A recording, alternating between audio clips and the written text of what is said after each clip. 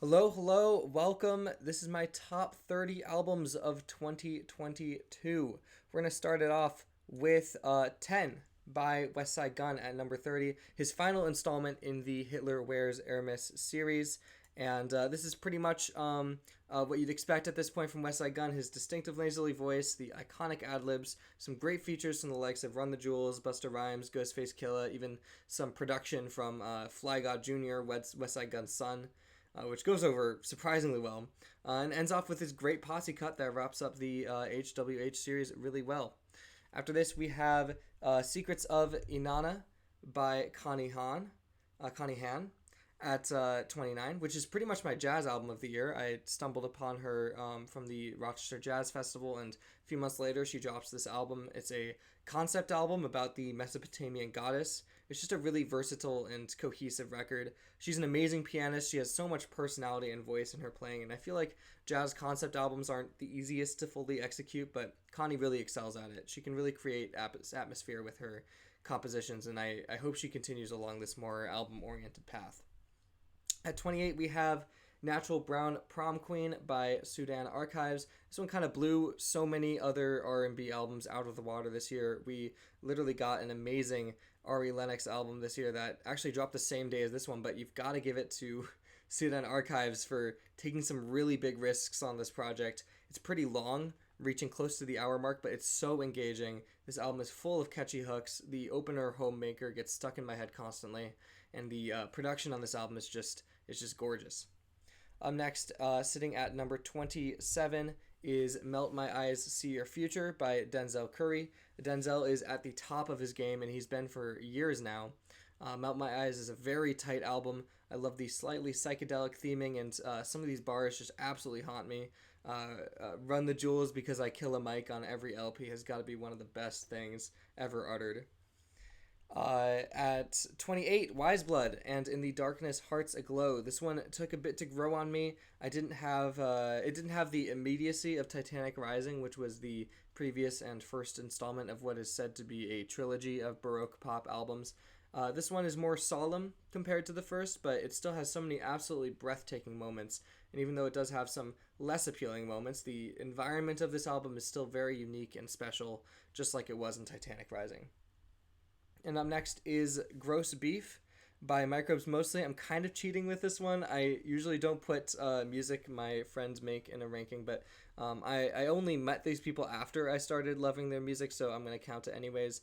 This is a very lo-fi, bite-sized hardcore punk album from a really underground band out of Ithaca, where I go to school. These guys have just such a good grasp on punk music. It's simple, loud, energetic, grimy, infectious, and the most defining part of the band for me is the keys player, Eve, who uses this really shitty MIDI keyboard to make some of the hardest synth-like leads over these songs. It's a really unique touch, and it really elevates every song on this thing. The Smile comes through with pretty much just like a mid Radiohead album, but there's still a lot to love here. Even a mid Radiohead album is good enough to land number 24 on this list. I am disappointed that we didn't get a very energetic, youthful, punkish album that followed along the same lines as the lead single. But can Tom York still write amazing songs? Yes. Can Nigel Godrich still produce incredible modern rock tunes? Yes. Can Johnny Greenwood still make compelling instrumental arrangements? Yes, he's literally a god. Honestly, the new drummer they bring on, he's fine, but there's a lot of quality stuff on here. I feel like I'm underselling it. It's a great album. 22 is... or 23 is God Don't Make Mistakes by Conway the Machine. Another Griselda project making the list. This album goes into a lot of the more personal stories and feelings behind Conway as a figure. It's really the most enrapturing project I've heard from anyone in the collective. And of course, all of this is packaged up with all the Griselda mannerisms and flourishes you know and love. And up next is Crest by Bladee and Echo 2K. This was really the year that I started to finally appreciate Bladee and Echo 2K. It had a lot to do with this album, which puts heavy synth pop spin on the cloud rap style that Drain Gang has founded itself on. The production is a huge highlight on this album. The flag is raised White Meadows, Yeses, Girls Just Want to Have Fun, Desires a Trap. So many memorable tracks. I think they really outdid themselves on this album. And up next is Cave World by Viagra Boys. This is a very strange and wild post-punk album. There's some really interesting themes about reactionary politics, human nature, and human evolution, and contemplating mental health. There's a lot in here, but it somehow stays coherent and seems to tie together all of the chaos, making it very cathartic. And it leads up to the final track, which might be the craziest closing track of the year. I just really love where they went with this album. Up next is the fiery hardcore record from Petrol Girls, which came just soon after the overturning of Roe v. Wade. And it's an incredibly politically charged, rebellious punk album. The riffs in here are insane. The vocals are emotive, and the anger is so potent.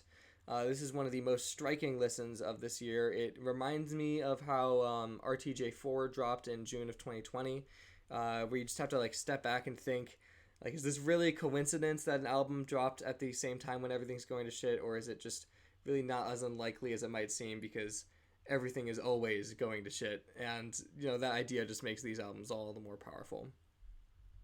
Up next is Kendrick Lamar finally returning with Mr. Morale and the Big Steppers, a double album and one of Kendrick's most complex releases to date. It took me a while to really start to understand what Kendrick was doing with this album, but once I got there, it all clicked. He's still a mastermind, and I'm excited to see him move on from TDE, this being his last record with them. He still has so much momentum to capitalize off of, and this new album is proof that he's just never going to slow down. At 18 is I Love You, Jennifer B. by Jockstrap. I'll be honest, I wasn't too hot on this album when it first released, other than Concrete Over Water and 50/50. I just really didn't feel much connection to a lot of the other songs in here, but after 6 or 7 listens, it just floored me. Some of the most creative takes on pop music I've ever heard. George's voice is stunning. Taylor's production is genre-defying and at times otherworldly. I'm extremely, extremely impressed with this debut album.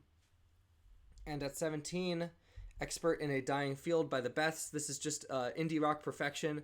The songwriting is so tight. It's such a quick listen, too. It feels like a quick listen. There aren't really any low points here. It's just back-to-back-to-back bangers, and I love every single chorus on this album. They just invite you to scream along with them. 16 is Renaissance by Beyonce. Finally, Beyonce is back, and she never fails. This is, I think, her best album to date. I love the dance and house direction she went in and all of the producers she brought on, and every song transitions so well into each other. It's like one continuous DJ set, and there's no point in this record where the energy drops. It just doesn't stop moving. Only Beyonce can pull off a full dance album in mainstream pop. Drake also tried this year, and we all know how that went. 15 is Otoboke Beaver with Super Champon. This is the most enjoyable album listening experience I've had this year. Everything about this album is so enjoyable. I love this band so much. They are so defiant and so playful in their defiance. It's exactly what I look for in a punk group, but I think what should really convince you to listen to this album is some of these song titles. In English, these are what some of them translate to. We got such classic song titles as I Won't Dish Out Salads, Where Did You Buy Such a Nice Watch You Are Wearing Now? Dirty Old Fart is waiting for my reaction. Let's Shopping After Show. And my personal favorite, You're No Hero, Shut Up, Fuck You, Man Whore. Just some classic song titles on that one. At 14 is one of my favorite singer-songwriters of all time, Regina Spektor, with Home, Before, and After. Regina's literally the best. She can somehow say so much in her lyrics. Even when you have such an abstract and wacky song like Loveology, where the lyrics are literally listing seemingly random things and adding ology after them, like fucking Porcupineology or Antlerology, somehow she can still make me absolutely sob my eyes out. And God, what a closer. Through a Door is such a crushingly hopeful song. I cannot deal with it. At 13 is Danger Mouse and Black Thought teaming up for Cheat Codes. This album is beyond impressive. The boom bap beats are classic and ear-catching, especially on cuts like Aquamarine and Because, which have some of the most memorable instrumentals of the year. Also what I think might be the first incredible posthumous Doom feature on the highlight Belize. It's so hard to pick favorites from this album. Everyone involved just brought their A game, and it's so clear how much effort was put into this. 12 is maybe the most insane album I've heard this year. That's Diaspora Problems by Soulglow. This album is absolutely insane, like one of the most mind-melting, loud, powerful, and unforgiving releases of this year. Honestly, I don't go back to this one that much because I'm rarely in the right mood for it, but when it hits incredibly hard. Out of the 4 hardcore punk adjacent albums that made it into my top 30, this one definitely deserves the highest placement. And at 11 is King Gizzard with their 20th full-length album and the second of 5 albums they released this year, all of which were great, but Omnium Gatherum was truly made for the fans. This album is a long amalgamation of some classic Giz sounds, like the more garagey psych rock cuts, some newer Giz sounds like the synth rock on Magenta Mountain, or the metal songs, and a taste of the jammier Giz that we've been getting with the 15-minute opener, Dripping Tap, which is one of their best songs to date. And we even get 2 Beastie Boys-esque boom-bap hip-hop songs. The album gets insane at moments, and it's a mess. And it's far from their tightest effort, but it is clear and obvious as a love letter to their fan base, and especially as they hit the landmark of 20 albums. They really put their all into this record, and as a big fan of Giz, it's an album I personally get a lot out of. Starting off the top 10. This is an album that when I first heard it, it was nowhere close to my top 30, and it even surprises me now that it got this far up on my list, especially above King Gizzard. But it is Being Funny in a Foreign Language by the 1975. It deserves its spot here. I almost want to create a whole video about this album because I find it so interesting. This is the 1975's tightest, most genuine release, and it's also their best, and they seem to think so too. The album was almost named At Their Very Best, and that's what they ended up calling their tour, and they're right. With production help from Jack Antonoff and Matty Healy's most streamlined and relatable lyrics, this is pretty much Matty Healy singing on a Bleachers album, and honestly, it works incredibly well.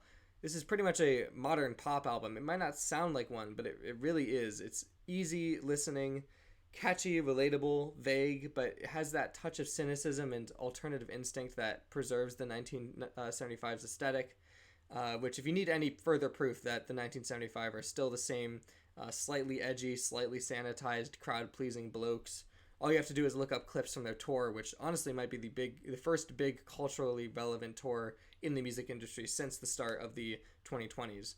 And pretty much the majority of these songs are love songs in some way, but there's a persistent feeling of confusion and almost paranoia across all the tracks. And the title of the album, Being Funny in a Foreign Language, I think this is totally a metaphor for trying to navigate affection and attraction and relationships when the language of love feels foreign to you. I don't know if this is actually what they're going with the title, but it checks out, and honestly, I think this album was written about me. Someone please confirm with Matty Healy. I've had this suspicion for a while, but so many of these songs have soundtracked my life ever since they came out, even going as far as getting like specific locations right. It's really creepy. Matty Healy, I know you're watching me, or you know my future or something, but please stop. It's getting out of hand. But all of this aside, it's a great album. Maybe not the most consistent thing that's been released this year, but Part of the Band, Happiness, Wintering, About You, that's my favorite one. The opening self-titled track, Oh Caroline, these are all like top 10 of the 1975 songs, and they all land on this album. Sorry about the long, maybe I should make a video essay about this album. I'm obviously very passionate about it. At number 9, Little Simz, who put out a literal masterpiece last year, pretty much surprise dropped an entire new album that's kind of an epilogue of last year's Sometimes I Might Be an Introvert, but not in a diminishing way. It has more of a rough mixtape feel, and even though some of these songs would fit on her last album, it doesn't feel like they're outtakes or B-sides. It's definitely its own thing, and in many ways it's a reaction to the reception, release, and aftermath of Sometimes I Might Be Introvert, which is really interesting. It also has some of Sim's best bars and most thorough concepts. The song Broken is the longest song in her discography, and it might be her most powerful. Not many songs are powerful enough to make me cry while live streaming, which happened when I first listened to Broken. And I was crying while other people were also in the room, which is kind of crazy. But of course, for Little Simz, that's a pretty easy task. Do not sleep on this album. If you liked Sometimes I Might Be Introvert, this is not one that you can skip. At number 8 is Fossora. Bjork is finally back. This is actually the first Bjork album where I was a fan during the album rollout, and what a great album to be around for. Like a mushroom album? Like, who thinks of this? It works out great. It's the antithesis of Utopia in the best way possible, with a focus on low-frequency sounds, gabber music, dance music, and while the concept here doesn't seem as thoroughly planned out as the rollout implied, every song on here is still amazing. Whether it's the 2 tribute songs to her mother who died back in 2018, or the more fun, mushroom-sounding, quirky gabber songs, it's Bjork. It's just Bjork, and that's amazing. Also, Ancestress is the music video of the year. It's not even close. At number 7, Beach House, with their massive new album, Once Twice Melody. I don't know if this is a hot take, but I actually really liked the 4 EP release strategy for this album. I think it really gave a great opportunity to fully digest the album and spend time on every song, which is an especially good method here because not only is this Beach House's most ambitious and extensive album yet, it's also their most consistent. The dream pop variety on here, the songwriting, the production. Personally, I don't think it's a stretch to say that this might be their best album, or at least the most beach house album. It seems like they really wanted to do something definitive here, and it really works. Maybe besides the massive place that Teen Dream and Bloom hold in their discography, this is kind of the best place to start when getting into Beach House. And at 6 is Darklife from Death's Dynamic Shroud. I kind of dread talking about this record because it's really hard to put what I'm hearing here into words. We'll start with DDS as a group because they came out of the vaporwave scene. And after gaining a dedicated fan base off of some essential records in the genre, they've recently started to evolve past vaporwave, and they put out an album in 2021, one that if I had been given more time, it would have ended up in my top 20 of last year. That was very sample based, but very subversive in its sound. And then we get Darklife this year, which is just mind blowing. They're really doing things with electronic music that I could have never imagined. They're some of the most inventive producers around. There's a running concept here that's so beautiful. The flow of this record, the world building, it's so celestial. I really hope we get more music from them soon. And at number 5, Carly is back. And oh my god, is she back. She is back with the best pop album of the year. Every song on this is an absolute bop. Even the song Beach House has grown on me since first hearing it. And the album has such an incredible sense of flow. There's so much material here. It's not as cohesive as her previous two, but there's no shortage of bangers on here. And I was lucky enough to see the filming of the music video for Surrender My Heart. I didn't get to be in the actual music video, but I'll take it. This is also the album I've streamed the most this year, by far. I just kept looping it. There were days I listened to it like 10 times, maybe even more. I really hope we get a B-sides album for this soon. And number 4, The Forever Story by Jid. I've been backing Jid for a while now. This is my most anticipated album for a while, and of course it is Hip-Hop Album of the Year. JID is an artist that has it all. He's got an amazing pen game, incredible flow, and some great emotive power in his voice, and even a standout singing voice, which is showed off in Cody Blue 31, which has some incredible vocals. Every song on this thing just shows a different facet of how JID clears every other rapper out here, and I honestly think he'll only improve from here. And starting off the top 3 is Hell Mode by Hellfire by Black Midi. His album is nearly as good as Cavalcade, and that is the best compliment I can give it. His album is back-to-back-to-back heat. Every song on here just pushes the boundaries and energy of rock music further and further until you get moments like The Race is About to Begin, where Greep is spouting some crazy unhinged bars, auctioneer style, or you get the mind-melting guitar riff in Sugar Zoo, or you get the insane Welcome to Hell, which might be their most addictive song so far. I was lucky enough to see their concert last summer in Central Park. It was really an incredible show. The scorching heat of that day really made the Hellfire dream a reality. And now we're at the last 2. At number 2, we have Dragon New Warm Mountain, I Believe in You by Big Thief. Now, I don't really know how, but this band just keeps getting better and better and better. And this is really their masterpiece, even though they already have an album with that name. I mean, this is more than an hour of just some of the best alt-country, indie rock, singer-songwriter music ever recorded.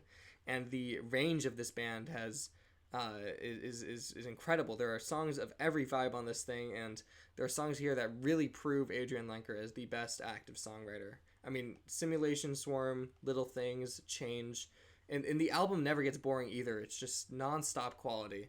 Now all they have to do is release Vampire Empire, and I can finally be happy. And finally, at number 1, my album of the year, we have the most predictable pick on my list. This is Ants From Up There by Black Country New Road. This album is just stunning. It is the most beautiful album released this year, and also the most depressing album released this year. It's like watching the sunrise with a severe hangover. Isaac just has this vocal ability that makes you hang off of every word because the stakes feel so high. Half the time I don't even understand what he's going for with some of these lines, but they still feel so powerful. If their 2021 album was their Slint tribute album, this was their Arcade Fire tribute album, which is an influence they really wore on their sleeve for this album, and a very welcome influence since Arcade Fire dropped an album this year and it was ass, and then they got canceled. So Black Country New Road was nice enough to take over. Unfortunately, Isaac left the band, but they're already playing new material at live shows, and I'm waiting for them to release a live album or something because I've heard great things. Anyway, that is my top 30 albums of the year. I hope you enjoyed. You can follow me on pretty much every platform out there at JessCamWill. On Twitch, I do live music reaction streams. I hope you enjoyed my top albums of the year. Thank you so much for watching.